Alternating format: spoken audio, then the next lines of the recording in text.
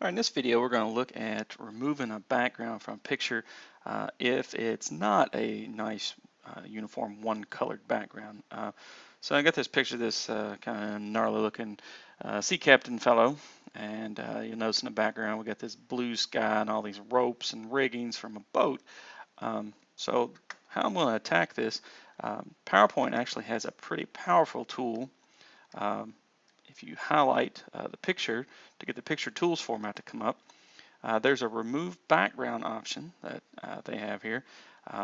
And it takes a little finessing, but we can, for the most part, get rid of that background. So if I click this, it'll do some thinking.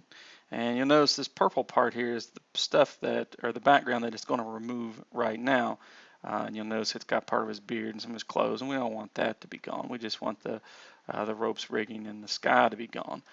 So there is a PowerPoint puts a box around kind of what it thinks the image is that you want. So I like to kind of move that box around, and it will do some thinking, and things will change a little bit. Things will, from the background, will come in and out. So we got a little bit more of his beard, but not all of it. And his body goes all the way to the bottom of the image, so I'll drag the kind of the box that PowerPoint's looking into there to the bottom, and I'll move it to the close him in on the left and the right. Sometimes if you're lucky, like in this case, for instance, a lot of him is already, we're in good shape, but you notice the rim of his hat is still missing. And if you look down here, that's a bit of the rigging and sky underneath his arm. For the most part, it looks like he's in good shape. So there's a couple options up here you can do now. And we're going to actually use both of them. This one option is mark some areas to keep. And so we want to keep that area around the edge of his hat. So what you do is you just click in any purple that you actually want to keep, and it does some thinking, and that one wasn't very spectacular, but you'll notice that that one kind of made a big difference. So now we got a lot more of his hat. Still missing a little bit right there. So I think that probably got it all.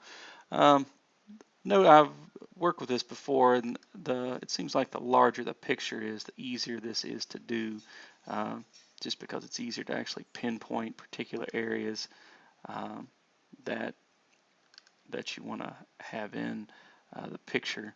So as you can tell, I'm getting into areas where I can't exactly tell 100% that I've got them, but I think that area of his hat is completely in the picture now. There's a little bit more of his hat over here that we need to work on. Sometimes it'll put big chunks of the picture back in. Other times it won't. But again, you just have to kind of tinker with it. So I'm just working my way down the hat. I just about got it, it looks like. Hopefully that one will do it. All right, I think I've got all this fellow in this picture now. Now I want to get rid of this spot under his arm, so I'm going to change what my marker to mark areas to remove.